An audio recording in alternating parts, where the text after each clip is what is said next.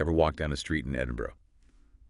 Looked up at those grand buildings and wondered, how did this place even come to be? Hmm. I mean, we're talking centuries of history, right? Yes. A swirling mix of Pictish warriors, Gaelic bards, even a dash of Norman influence. Right. Today, we're diving deep into that story, the turbulent and often surprising story of how the Kingdom of Scotland came to be and how its fate became entwined with its neighbor to the south, England. Yeah. Professor Murray Pittock, a leading expert on Scottish history, is going to be our guide Okay. as we kind of untangle this complex tale. Sure. We'll uncover some key moments like the intriguing story of the Declaration of Arbroath and explore how the echoes of these historical events still shape Scotland's identity today. Right. And stick around to the end, we've got a thought-provoking question that might just change how you see the map of Europe. Hmm. So Professor Pittock paints a really vivid picture of Scotland's early days. Yes. It wasn't a simple, straightforward process, was it? Not at all, no. Imagine Scotland as a tapestry woven from different threads. You have the Picts, shrouded in mystery, leaving behind those enigmatic symbol stones that still baffle historians today. Then you have the Gaels, their culture deeply embedded in the Highlands, influencing everything from language to music. And let's not forget the Normans arriving with their own ideas of feudalism and law, adding another layer to this intricate mix. It's fascinating to think that these diverse cultural influences were already at play centuries ago, long before the formal union with England. Precisely. And this blending of traditions is deeply embedded in Scotland's historical narrative.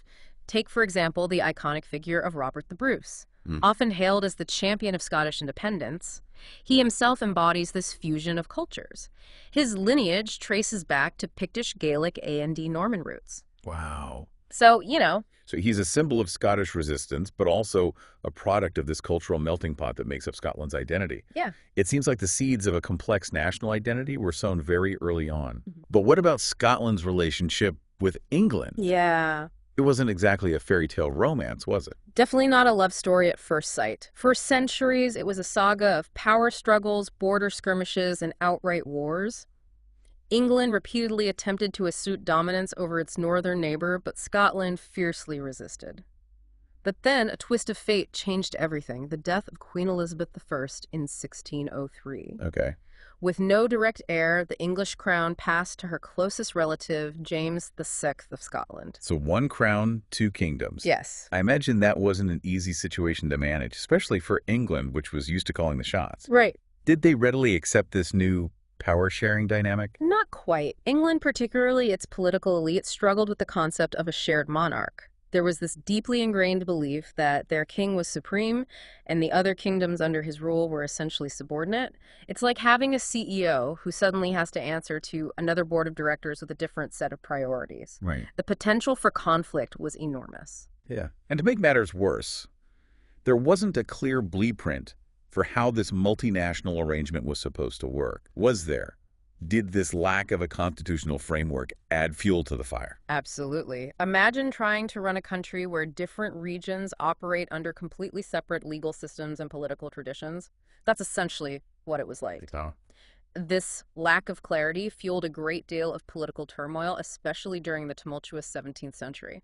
It's fascinating how this early period of shared monarchy foreshadowed many of the challenges that the Union would face later on. Yeah. Speaking of tumultuous times, the year 1688 was a real turning point, wasn't it? Yeah. England essentially kicked out their Catholic king, James II, and invited William and Mary from the Netherlands to take over. Scotland could have used this moment to break away completely, but that's not what happened, is it? You're right. It's a pivotal moment that reveals a lot about Scottish political thinking. They didn't simply follow England's lead. Instead, the Scottish Parliament declared that James II had forfeited his right to the throne, essentially accusing him of treason. It was a bold statement that demonstrated a deeply rooted belief in the limitations of monarchical power.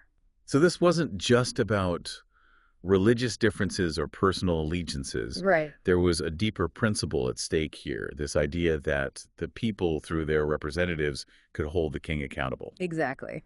It goes back to the Declaration of Arbroath in 1320, a document that affirmed Scotland's right to self-determination and declared that the monarch's authority ultimately derived from the consent of the governed. This concept is woven into the fabric of Scottish political thought, and it would continue to play a significant role in shaping Scotland's relationship with England. So we have this long history of conflict and shifting power dynamics, punctuated by this remarkable assertion of Scottish autonomy. But fast forward a few decades to the early 1700s, and the situation takes another dramatic turn. Queen Anne, the last of the Stuart monarchs, had no surviving children. The heir was a distant German relative. That's when things really started to heat up, didn't they? Yes, the political landscape was incredibly tense. Yeah. The prospect of a foreign monarch on the throne, coupled with anxieties about Scotland's place within the existing power structure, created a sense of urgency. The English political elite saw an opportunity to solidify their control and prevent any potential threats to their dominance.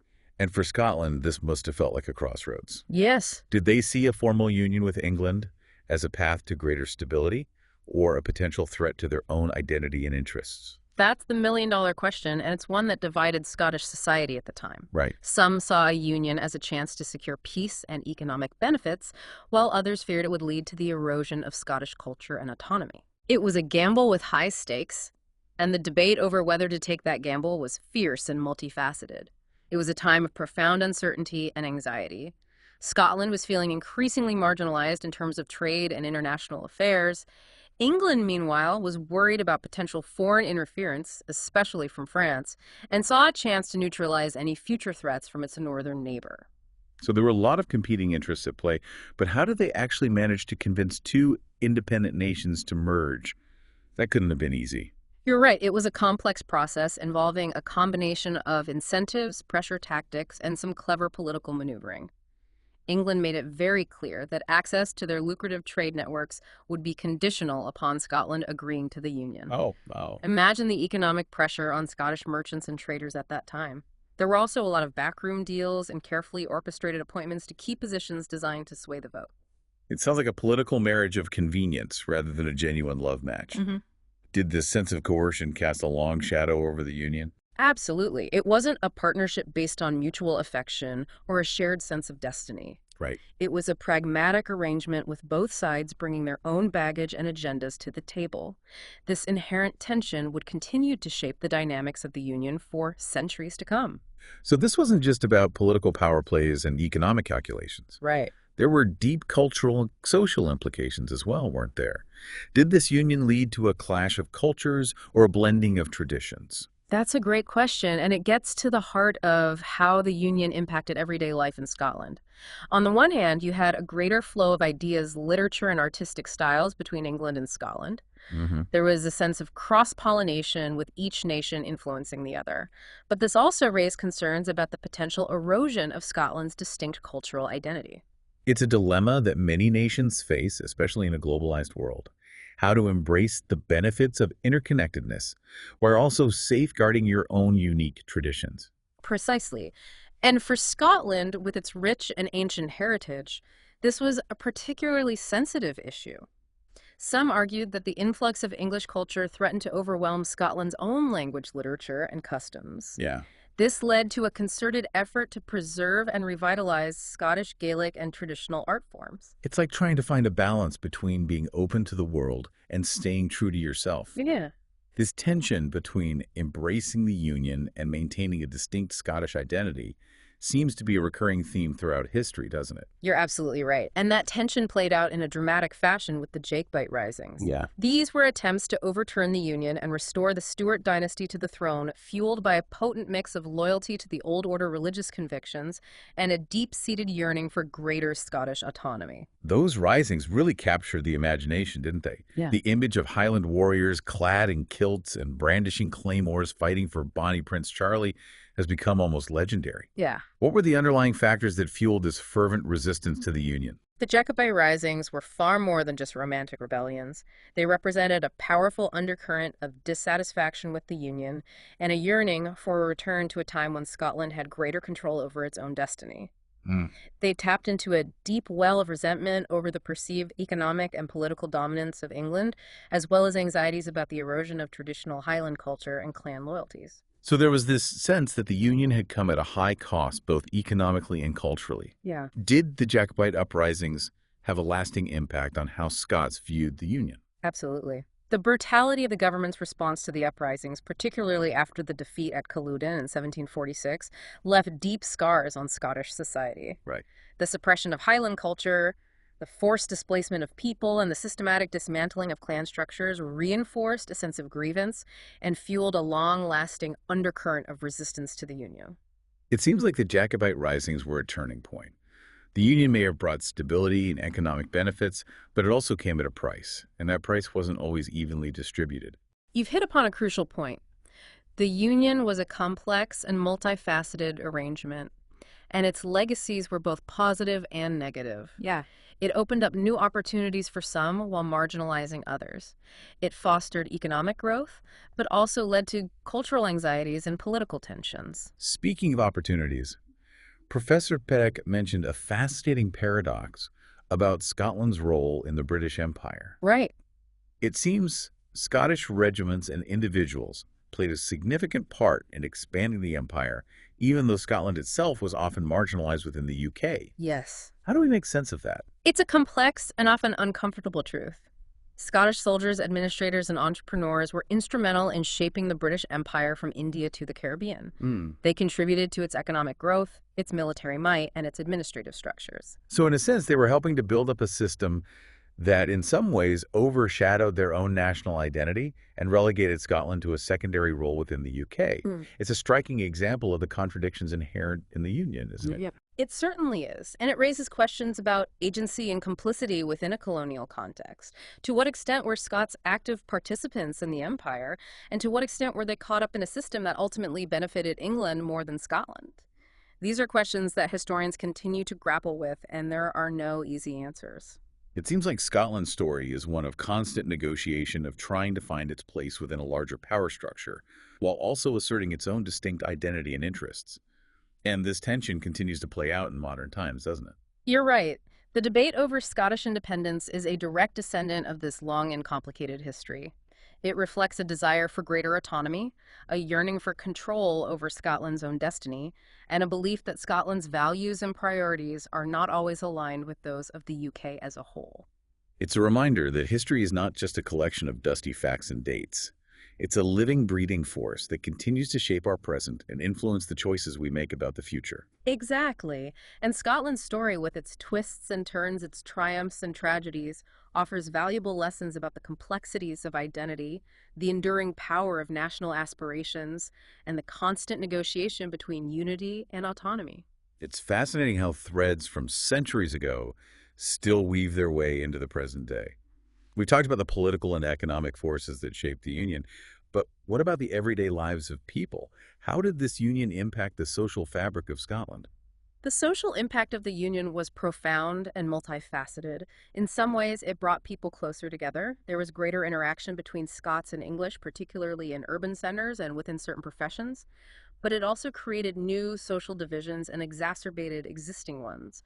The Highland clearances, for example, were a direct result of policies enacted by the British government that sought to displace Highlanders and transform their traditional way of life.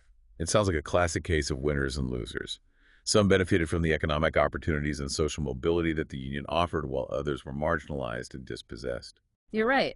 And this sense of uneven distribution of benefits and burdens fueled a lot of resentment and contributed to a sense of Scottish identity being distinct from and sometimes in opposition to a British identity. The sense of a separate Scottish identity was further reinforced by the persistence of distinct legal and educational systems in Scotland. So even though Scotland was part of the UK, it retained a sense of its own unique institutions and traditions. Yeah. Did this help preserve a sense of Scottish identity even within the context of the Union? Absolutely. It's one of the paradoxes of the Union. On one hand, there were forces pushing for greater integration and assimilation. On the other hand, Scotland clung to its own legal system, its own educational traditions, and its own cultural expressions. This duality created a space for Scottish identity to evolve and adapt within the Union, rather than being completely subsumed by it. Professor Pittock mentioned that Scotland was often portrayed as a model of civilization within the British Empire, a sort of ideal that other colonized people should aspire to. How did this portrayal impact Scotland's sense of itself? It's a complex and somewhat troubling aspect of the Union's legacy. This idea of the good Scotsman as a civilized, industrious, and loyal subject of the empire served a dual purpose. It reinforced the idea of British superiority while simultaneously minimizing Scotland's distinct national identity within the UK.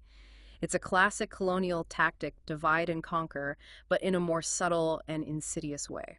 It seems like Scotland was caught in a web of contradictions, a partner in empire, yet also subject to a form of internal colonialism, a source of pride for its contributions to the British world, yet also wary of its own identity being overshadowed. Exactly. And this tension between collaboration and resistance, between pride and resentment, continues to shape Scotland's relationship with the UK even today. The resurgence of Scottish nationalism in the 20th century is a testament to this enduring tension. Speaking of the 20th century, Professor Piddock argued that the rise of Scottish nationalism was partly a reaction to the changing nature of British identity itself. What did he mean by that? As the British Empire declined and Britain redefined its role in the world, British identity became more narrowly focused, more centered on an English perspective.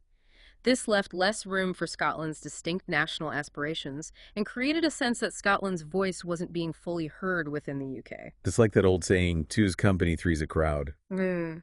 As British identity consolidated around a more specifically English core, Scotland's sense of difference became more pronounced. That's a great analogy.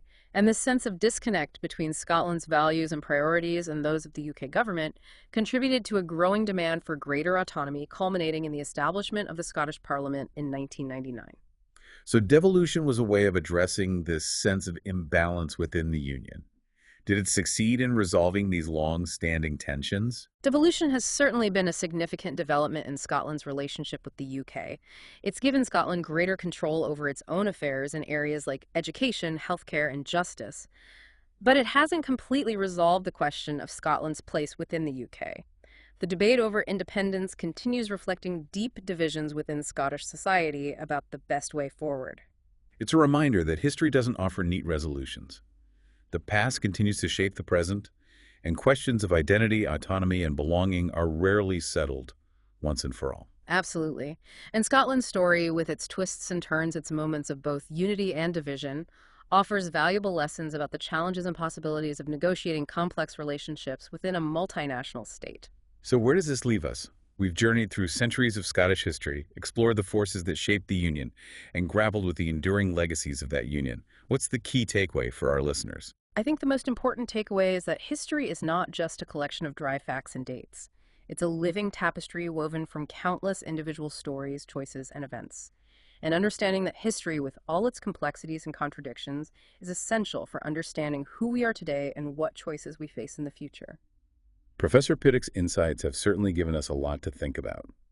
The story of Scotland's union with England is a reminder that national identities are constantly evolving, that power dynamics are rarely static, and that the search for a balance between unity and autonomy is an ongoing process.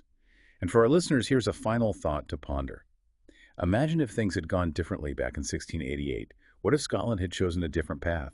Would we be looking at a very different map of Europe today? It's a question worth considering as it highlights the contingent nature of history and the enduring power of human choices. If you enjoyed this deep dive into Scottish history, be sure to subscribe to our podcast for more captivating explorations of history, culture, and the ideas that shape our world.